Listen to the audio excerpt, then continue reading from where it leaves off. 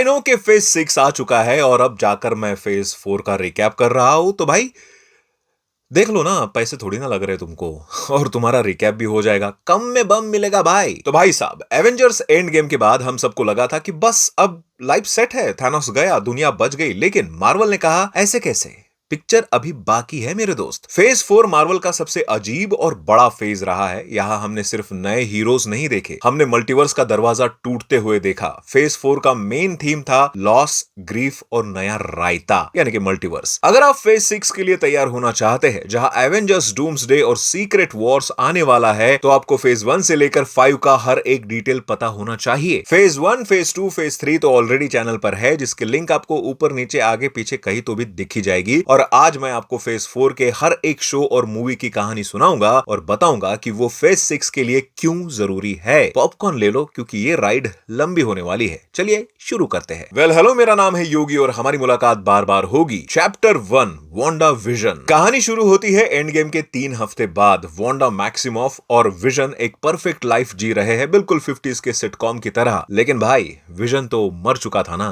तो ये जिंदा कैसे? धीरे धीरे पता चलता है कि ये पूरा शहर वेस्ट व्यू वांडा ने हाईजैक किया है। अपने ग्रीफ में वांडा ने अपनी केओस मैजिक से एक फेक दुनिया बनाई है, जहां वो खुश रह सके। यहाँ एंट्री होती है अगाथा हार्कनेस की, एक पुरानी विच जो वांडा की पावर्स छीनना चाहती है। वांडा को फाइनली पता चलता है कि वो एक लेजेंडरी एंटिटी है जिसे स्कारलेट विच कहते हैं। एंड में वांडा अगाथा को हराती है, लेकिन उसे अपना फेक परिवार विजन और अपने 2 बेटे बिली और टॉमी को मिटाना पड़ता है। वो वहां से भागती है, लेकिन अपने साथ डार्क होल्ड ले जाती है। Now key points and phase 6 importance. Scarlet Witch status. Wanda अब विलन बनने की राह पर है, जो मल्टीवर्स ऑफ मैडनेस में दिखा भी है। फेज 6 में अगर वो वापस आती है तो वो की प्लेयर होंगी। बिली एंड टॉमी, वांडा के बच्चे रियल नहीं थे पर मल्टीवर्स में एग्जिस्ट करते हैं। और आपको बता दूं, ये यंग एवेंजर्स के फ्यूचर मेंबर हो सकते हैं। डार्क होल्ड, इस किताब ने मल्टीवर्स में इंकर्जन का खतरा बढ़ा दिया। Now chapter 2, the falcon and the winter soldier. Steve Rogers ने शील्ड सैम विल्सन यानी फैल्कन को दे दी थी, लेकिन सैम को लगता है कि वो इसका हकदार नहीं है। वो शील्ड गवर्नमेंट को दे देता है। गवर्नमेंट तुरंत गेम खेलती है और नया कैप्टन अमेरिका बना देती है जॉन वॉकर को। इधर सैम और बकी को पता चलता है कि एक ग्रुप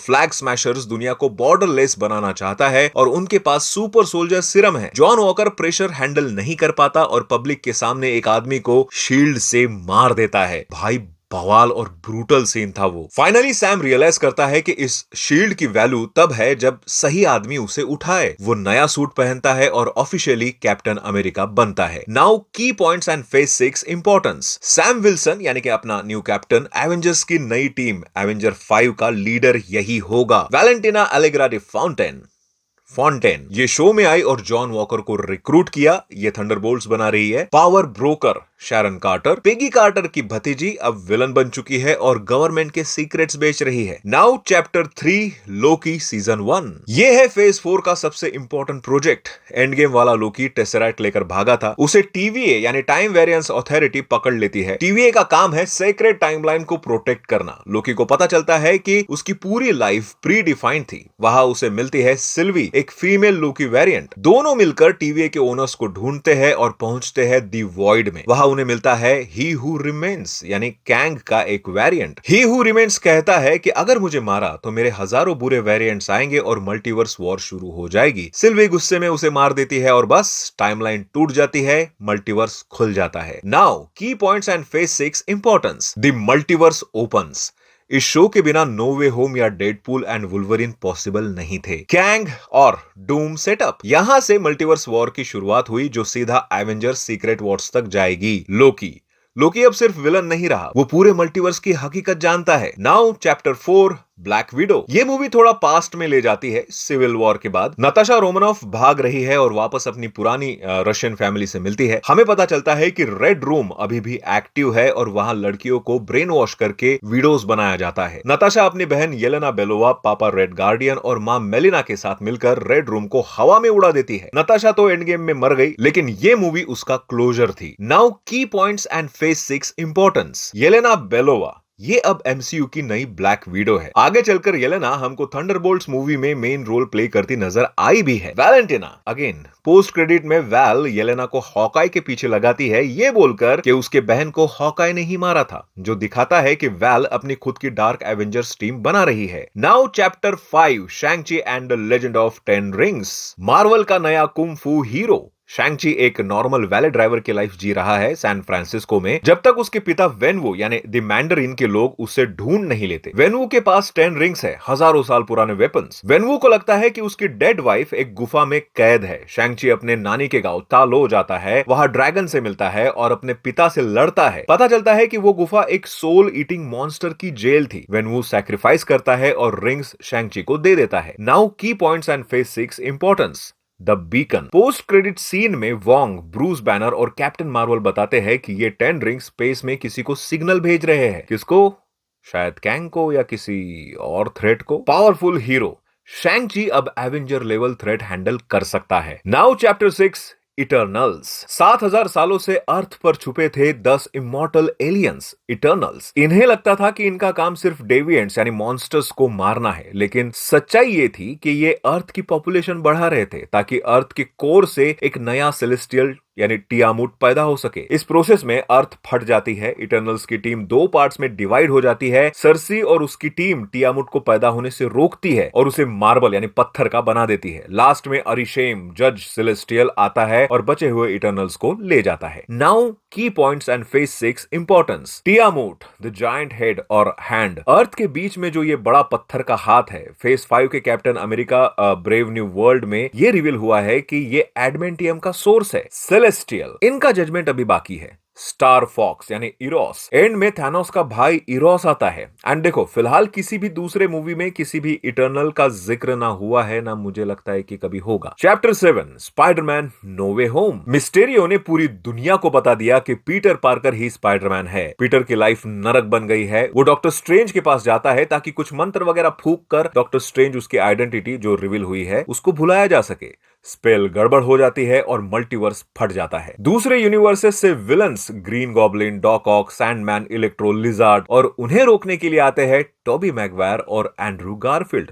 भाई थिएटर फट गया था, सीटियां तालियां बजी थी भाई। लेकिन एंड ट्रैजिक होता है। आंट मे की डेथ हो जाती है। मल्टीवर्स को कोलैप्स होने से रोकने के लिए पीटर स्ट्रेंज को बोलता है कि सबको भुला दो कि पीटर पार्कर एग्जिस्ट भी करता है। अब पीटर अकेला है, गरीब है और नए सूट में क्राइम फाइट कर रहा है। Now key pointers and phase 6 importance. Incursions, Strange ने बताया कि मल्टीवर्स के साथ छेड़छाड़ इनकर्जन ला सकती है। सिम्बियोट, वेनम का एक छोटा टुकड़ा अर्थ 616 में रह गया है। स्पाइडरमैन 4 में ब्लैक सूट स्पाइडी को कंफर्म समझो आप। स्ट्रीट लेवल हीरो पीटर अब एवेंजर्स लेवल से हटकर वापस फ्रेंडली नेबरहुड बन गया है। Now chapter 8 doctor strange in the multiverse of madness. यहां वांडा फुल विलन मोड में है। वो अमेरिका चैवेज, एक लड़की जो मल्टीवर्स ट्रैवल कर सकती है, उसकी पावर्स चाहती है ताकि वो अपने बच्चों के पास दूसरे यूनिवर्स में जा सके। स्ट्रेंज अमेरिका को बचाने के लिए अलग अलग यूनिवर्स में जाता है। वहां वो इल्यूमिनाटी यानी professor X, mister fantastic, captain Carter इन सब से मिलता है, जिनको क्या ही बुरी तरीके से मारती है यार वांडा। स्ट्रेंज डार्क होल्ड का यूज करता है और ड्रीम वॉक करता है, मतलब किसी मरे हुए बॉडी में घुसना। एंड में वांडा को रियलाइज होता है कि वो मॉन्स्टर बन गई और वो डार्क होल्ड के मंदिर को गिराकर खुद को खत्म कर लेती है। अब वो एक्चुअल में मरी भी है कि नहीं, मार्वल नोज। भाई आयरन मैन डूम बनकर वापस आ सकता है, कैप्टन की वापसी हो सकती है, तो वांडा भी कहीं ना कहीं से टपक ही जाएगी। Now key pointers and phase 6 importance. Incursions, post credit में क्ली चार्लिस थेरन आती है और कहती है कि स्ट्रेंज ने इनकर्जन शुरू कर दी है। ये सीधा सीक्रेट वॉर्स का प्लॉट है भाई। डॉक्टर स्ट्रेंज अब वो थर्ड आई डेवलप कर चुका है, डार्क मैजिक करप्शन। वो मल्टीवर्स सागा का सबसे नॉलेजेबल हीरो बन चुका है। Now chapter 9 black panther Wakanda forever. तचाला की डेथ हो चुकी है, जहां एक्चुअली चैडविक बोसमैन को रियल ट्रिब्यूट दिया गया है। वकांडा ग्रीफ में है और दुनिया उनका वाइब्रेनियम चाहती है। समुद्र के नीचे से एक नया दुश्मन आता है, नेमोर। कुकुलकान। वो तालोकन नामक देश का राजा है और एक म्यूटेंट है। नेमोर चाहता है कि वकांडा उसके साथ मिलकर सरफेस वर्ल्ड पर हमला करे। शूरी अपने गुस्से और दुख दर्द से लड़ती है और finally artificial heart shape herb बनाकर नई ब्लैक पैंथर बनती है। वो नेमर को हराती है पर उसे मारती नहीं बल्कि अलायंस बना लेती है। Now key points and phase 6 importance. नेमोर एक पावरफुल म्यूटेंट और एंटी हीरो जो फ्यूचर में एवेंजर्स के लिए प्रॉब्लम या सॉल्यूशन दोनों बन सकता है। आयरन हार्ट रिरी विलियम्स इस मूवी में इंट्रोड्यूस हुई टोनी स्टार्क जैसी टेक जीनियस जिस पर एक सीरीज भी बन चुकी है। प्रिंस तचाला एंड क्रेडिट में रिवील होता है कि तचाला का एक बेटा भी है यानी कि future king. Now chapter 10 the expanded phase 4 saga. See phase 4 सिर्फ मल्टीवर्स के बारे में नहीं था। मार्वल ने अलग अलग कॉर्नर्स को भी एक्सप्लोर किया जैसे स्पेस, स्ट्रीट लेवल और सुपरनैचुरल। जो प्रोजेक्ट्स हमने पहले शॉर्ट्स में निपटाए थे अब उनका डीप डाइव करते हैं क्योंकि इनमें छुपे हैं फेज 6 के बड़े राज। Thor love and thunder. Endgame के बाद थॉर गार्डियंस के साथ घूम रहा था, बॉडी बनाई और डिप्रेशन से बाहर आया, लेकिन तभी एंट्री होती है गॉर द गॉड बुशर की। ये बंदा सिंपल है बट सारे भगवान को मारना चाहता है क्योंकि उसके भगवान ने उसकी बेटी को मार दिया। इस मूवी का सबसे बड़ा इमोशनल पंच था जेन फॉस्टर। उसे स्टेज 4 कैंसर है और म्योनियर ने उसे जिंदा रखा है पर उसका कैंसर भी बढ़ा रहा है। वो बनती है द माइटी थॉर। थॉर, जेन, वॉल्क्री और कॉर्ग जाते हैं ओमनीपोटेंस सिटी जहां जूस की बेइज्जती होती है और अपना थॉर नंगू होता है। एंड में गॉर इटर्निटी तक पहुंच जाता है जहां वो एक विश मांग सकता है। थॉर उसे लड़ने के बजाय उसे कन्विंस करता है कि लव चुनो। गॉर अपनी बेटी को जिंदा करता है और खुद मर जाता है। जेन फॉस्टर फाइनली वलहला यानी असगार्डियन हेवन में चली जाती है। Now key pointers and phase 6 importance. Dad Thor. Thor ने गॉर की बेटी लव को अडॉप्ट कर लिया है। अब वो एक बाप की तरह यूनिवर्स को बचा रहा है। हरकुलस। पोस्ट क्रेडिट में जूस अपने बेटे हरकुलस जो सुपरमैन लेवल का पावरफुल है उसको भेजता है थॉर को मारने। ये फ्यूचर में थॉर 5 का मेन विलन या एवेंजर हो सकता है। वलहला एग्जिस्ट। जेन एंड हाइमडाल का आफ्टर लाइफ में होना दिखाता है कि डेथ परमानेंट नहीं है। सीक्रेट वॉर्स में डेड कैरेक्टर्स वापस आ सकते हैं। Now Hawkeye series.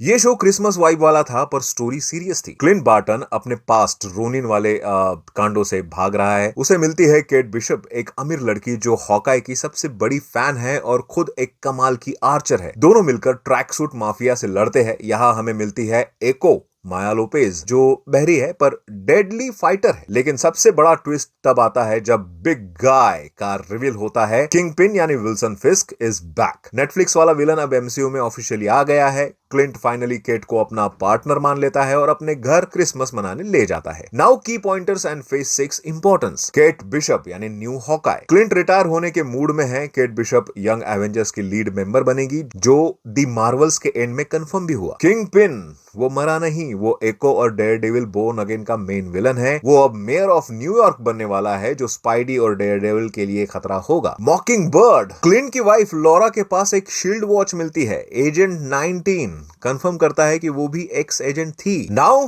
Moon night. MCU का सबसे अलग शो। स्टीवन ग्रांट एक गिफ्ट शॉप में काम करता है पर उसे ब्लैकआउट्स होते हैं। पता चलता है कि उसकी बॉडी में एक और पर्सनैलिटी है, मार्क स्पेक्टर जो एक मर्सिनरी है। ये दोनों सर्व करते हैं इजिप्शियन मून गॉड खोनशू को। इनका विलन है आर्थर हैरो जो अमिट एक और गॉड को आजाद करना चाहता है ताकि वो दुनिया के सिनर्स यानी पापियों को पहले ही मार दे। इस शो में मेंटल हेल्थ का एंगल तगड़ा था। क्या ये सब सच है या स्टीवन किसी असाइलम में है? एंड में मार्क और स्टीवन मिलकर अमिट को हराते हैं और अपनी बॉडी पर कंट्रोल पाते हैं पर उन्हें लगता है वो आजाद हो गए, लेकिन वो गलत है। Now key pointers and phase 6 importance. Jake Lockley. Post credit scene में तीसरी पर्सनालिटी रिवील होती है, जेक लॉकली। ये मार्क से भी ज्यादा वायलेंट है और अभी भी खोंशू के लिए काम कर रहा है। Midnight Sons. Moon Knight, Blade और वेयरवुल्फ बाय नाइट मिलकर फ्यूचर में सुपरनैचुरल टीम मिडनाइट सन्स बनाएंगे। रामाटूट कनेक्शन। विलन आर्थर हैरो के पास जो स्टाफ था वो कॉमिक्स में कैंग के वेरिएंट रामाटूट से कनेक्ट होता है। Now miss Marvel. Kamala Khan Jersey city की एक पाकिस्तानी अमेरिकन टीनेजर जो कैप्टन मार्वल की डाई हार्ड फैन है। उसे अपनी नानी का एक पुराना बैंगल मिलता है जिससे उसे हार्ड लाइट पावर्स मिलती है। कॉमिक्स में बॉडी स्ट्रेच होती थी, यहाँ पावर्स अलग है। वो डिपार्टमेंट ऑफ डैमेज कंट्रोल और क्लैंडेस्टाइन्स यानी नूर डायमेंशन के जीन्स से लड़ती है। शो का इमोशनल कोर था पार्टीशन ऑफ इंडिया का फ्लैशबैक। लेकिन दोस्तों सबसे बड़ा धमाका हुआ लास्ट एपिसोड के लास्ट सीन में। ब्रूनो, उसके दोस्त ने बताया कि कमाला का डीएनए नॉर्मल नहीं है, उसमें म्यूटेशन है और बैकग्राउंड में एक्स-मेन 97 का म्यूजिक बजा। Now key pointers and phase 6 importance.